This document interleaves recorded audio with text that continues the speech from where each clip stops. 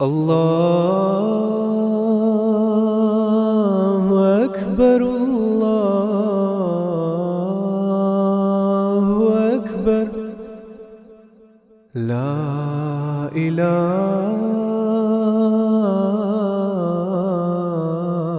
illallah.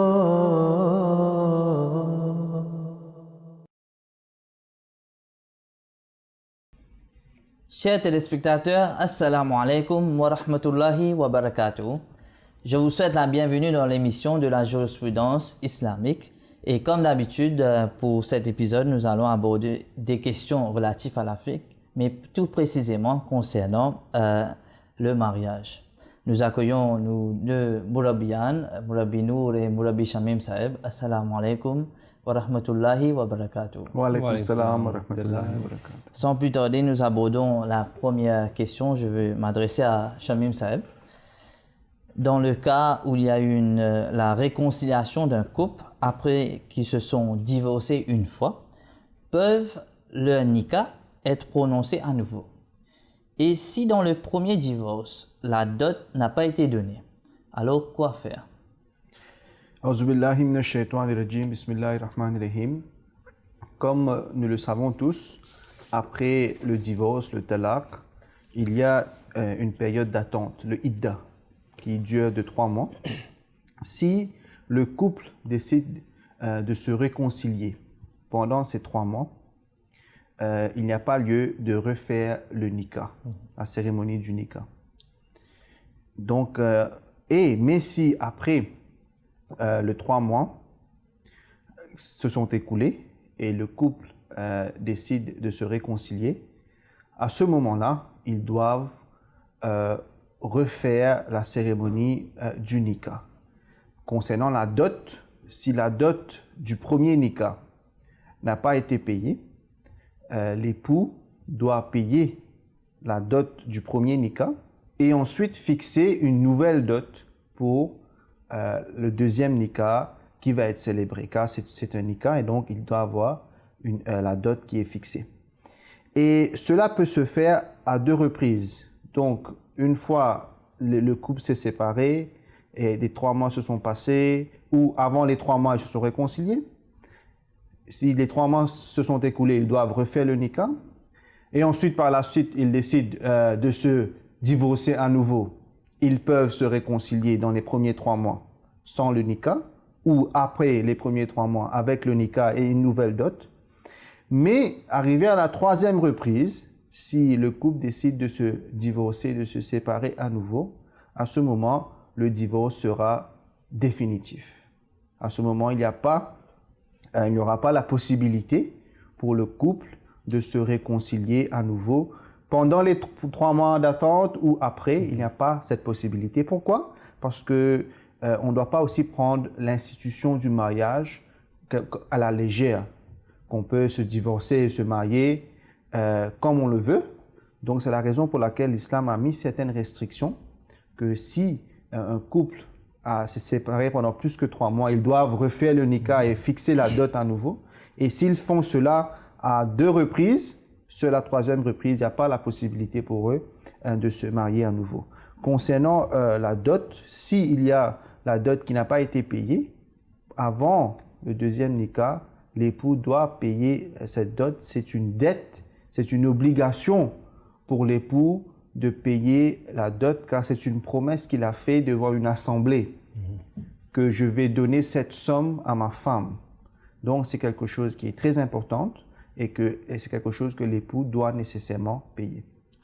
Donc, en bref, pour les 2 premières fois que l'épouse et l'époux se sont divorcés, si c'est après 3 mois, donc ils doivent nécessairement refaire le nikah. Et pour la dot aussi. Dans tous les cas, la dot doit être payée. Dans tous les cas, la dot doit être payée. Donc, il n'y a pas de possibilité que si quelqu'un n'a pas payé sa dette, qui est connue comme le haq maher, la dot, il ne peut pas procéder avec la deuxième dot.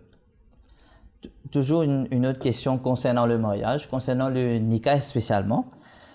Tout en tenant compte la sunna et les hadiths, est-il admissible de lire un nikah par le biais d'un téléphone?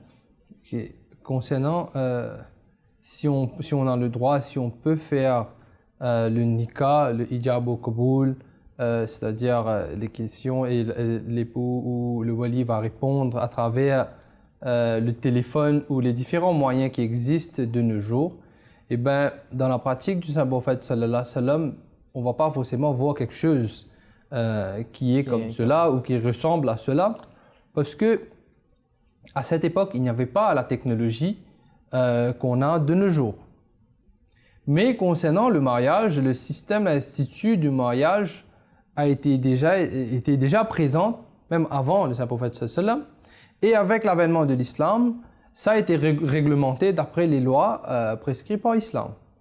Donc, et c'est dans l'islam, c'est dans les enseignements de l'islam qu'on voit que Allah Ta'ala décrit les enseignements de l'islam comme ad-dinu yusrun, c'est-à-dire que la religion est quelque chose dans laquelle il y a les facilités. Ce n'est pas quelque chose de difficile. Donc, si quelqu'un doit nécessairement utiliser les moyens, les technologies qui sont existantes aujourd'hui, parce que peut-être cette personne n'est pas présente là où le nikah ou le mariage va être célébré. Donc, même à l'époque du Saint-Prophète sallallahu alayhi wa sallam, les khulafa'i rashidin et jusqu'à assez récemment avec l'avènement des technologies, donc le mariage a toujours été observé. Et même si la personne concernée n'est pas présente là où le nikah est en train d'être annoncé. Le système que l'islam a expliqué, c'est très simple et très facile. Pour le garçon qui va annoncer son nikah, il peut nommer quelqu'un qui va le représenter le moment où le nikah va être prononcé. Le wakil. Donc, il est connu comme le wakil. Il va représenter la personne. Il va répondre à la place de cette personne. Donc, le garçon ou cet homme a le droit, a la possibilité de choisir quelqu'un à qui il fait confiance et cette personne va répondre à sa place. Dans le cas d'une fille ou d'une dame, l'islam a toujours expliqué que pour le hijab au qaboul, pour l'annonce du nikah, il y aura son wali.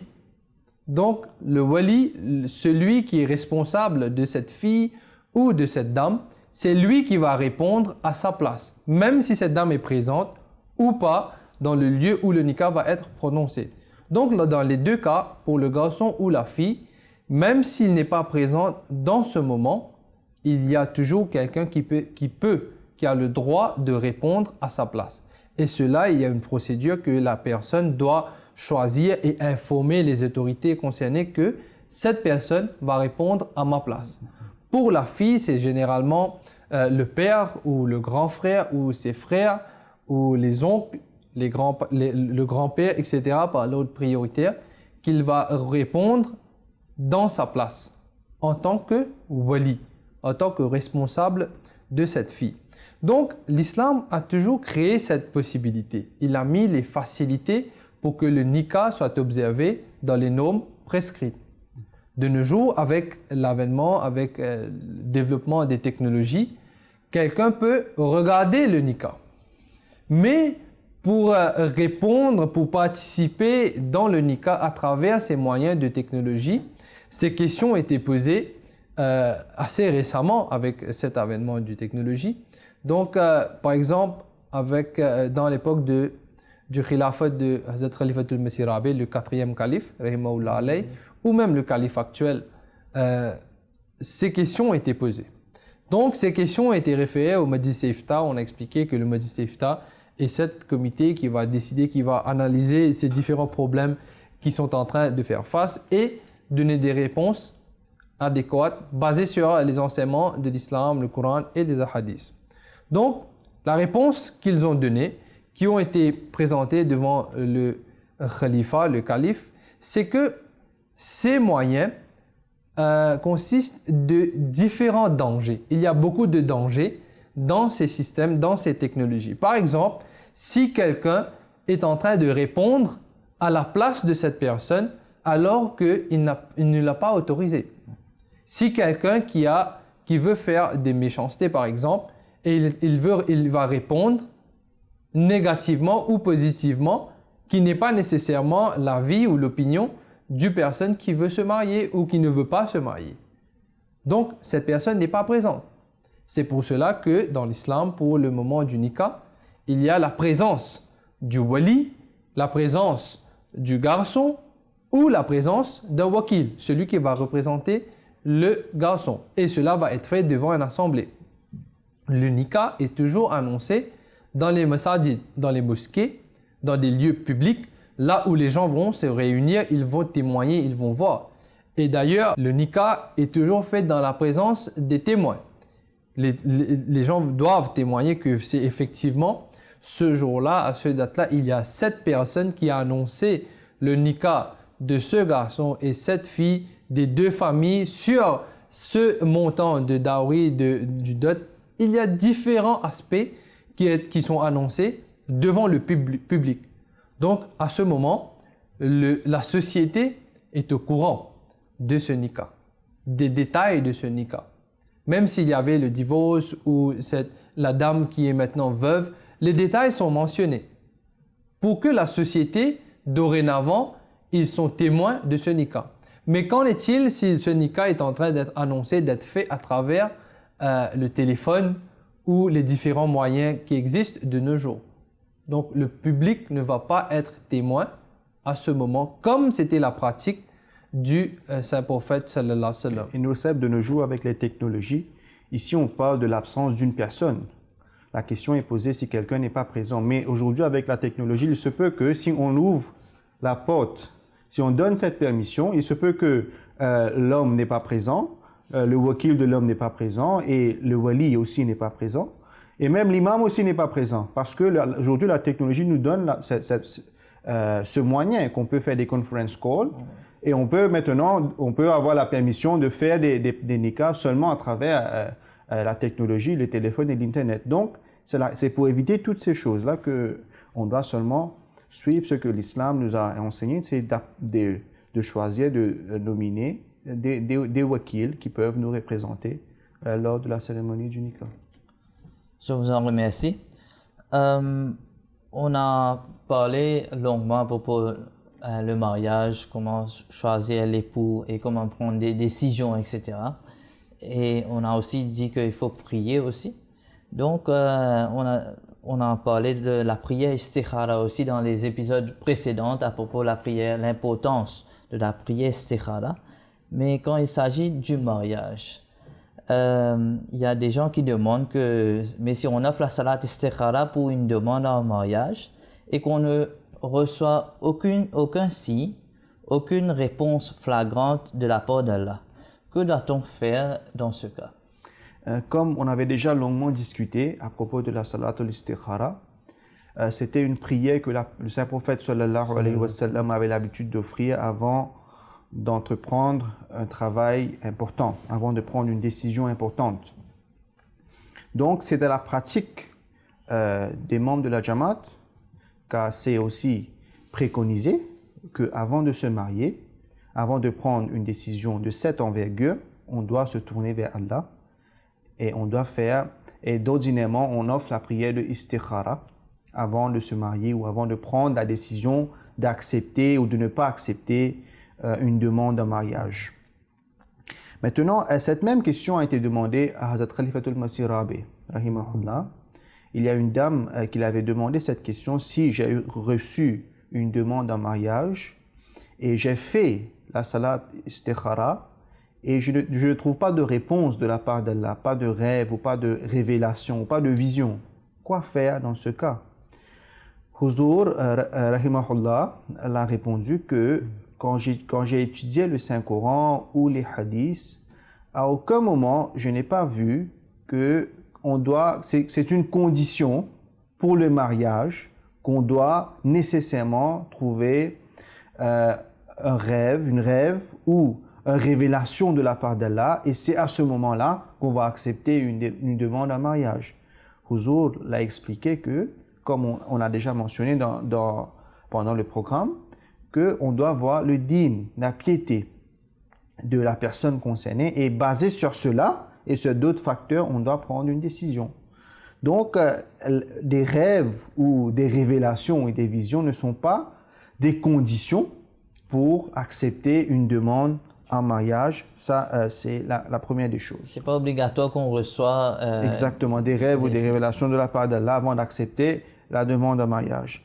La deuxième chose, le mot istikhara, qui est un mot arabe, signifie tout simplement demander le khair, le meilleur d'Allah avant de faire quelque chose, concernant un travail quelconque.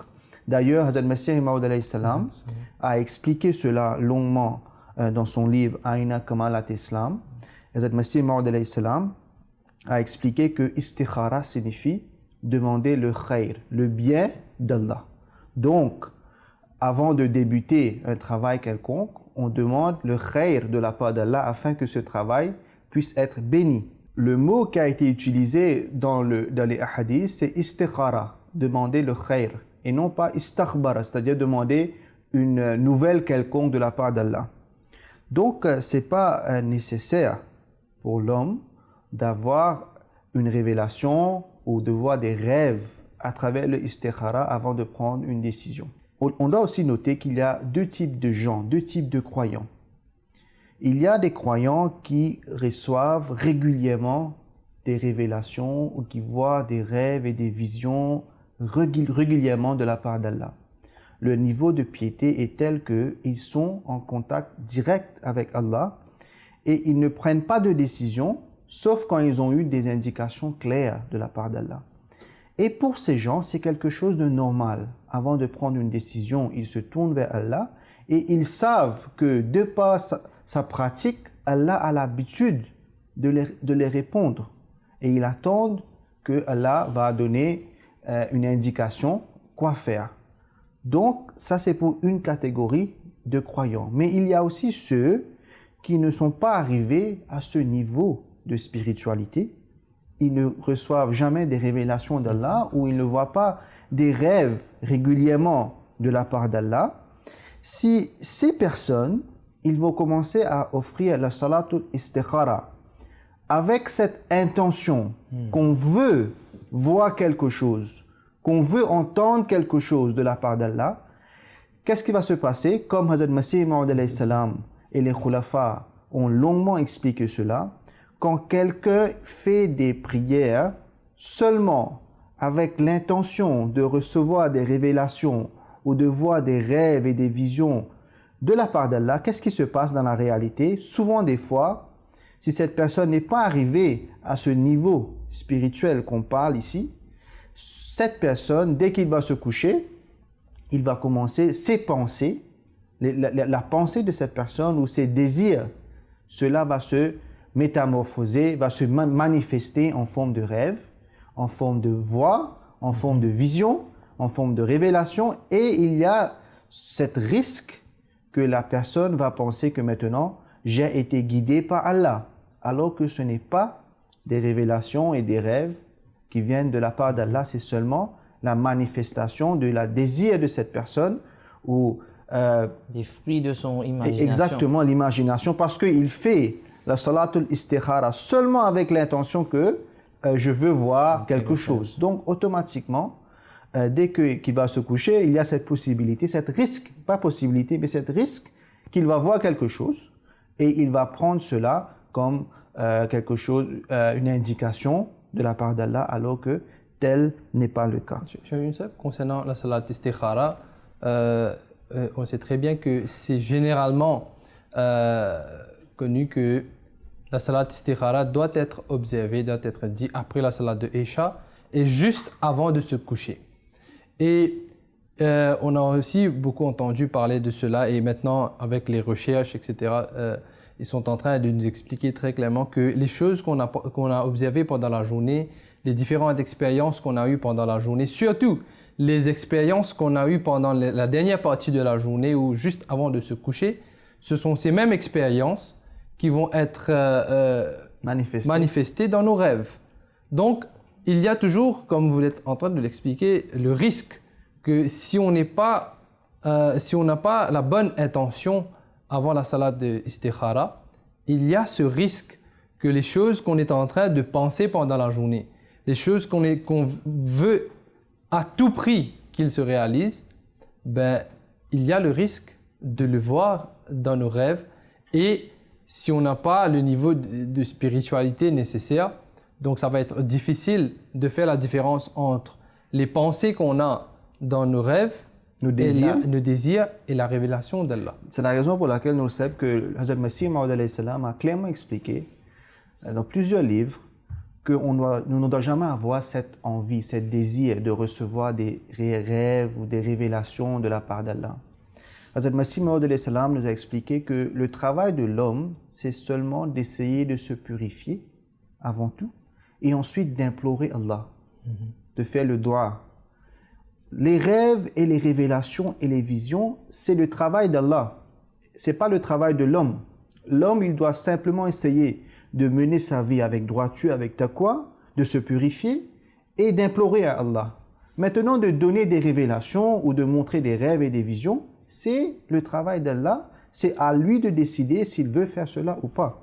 Donc, en résumé, pour revenir vers la question, la salat istikhara est pour demander le bien, le khayr d'Allah. Et ce n'est pas une condition qu'on doit nécessairement voir quelque chose, voir un rêve ou une révélation avant d'accepter une demande en mariage. Donc c'est quelque chose de très important à noter que la salatul istikhara, c'est pour demander seulement le bien, le khayr. La décision que nous allons prendre, nous allons entamer, c'est pour demander le bien. Mais sans pour autant écarter la possibilité que si quelqu'un a observé correctement la salat de istikhara et les autres conditions, qu'Allah Ta'ala le guide à travers des rêves, à travers des kashaf. Donc ça aussi, c'est la réalité. C'est une possibilité. C'est une possibilité. Mais ce n'est pas une condition. Nous poursuivons cet épisode avec une prochaine question. Je vais m'adresser à Nour Saeb. Est-ce qu'une personne, c'est-à-dire la personne qui se marie, peut lui-même lire son nikah, la personne concernée? La personne concernée, c'est-à-dire le garçon ou l'homme qui est en train de faire son nikah, il a le droit de lire, d'annoncer le nikah, il a le droit d'annoncer son propre nikah. Il a le droit, c'est quelque chose qui est faisable. Mais dans les livres de hadith, dans la pratique du Saint-Prophète sallallahu alayhi wa sallam, dans la vie du Saint-Prophète sallallahu alayhi wa sallam, on ne voit pas de tels exemples. Qu'il y a des gens qui ont annoncé leur propre nikah. Mais ce n'est pas quelque chose qui est interdit.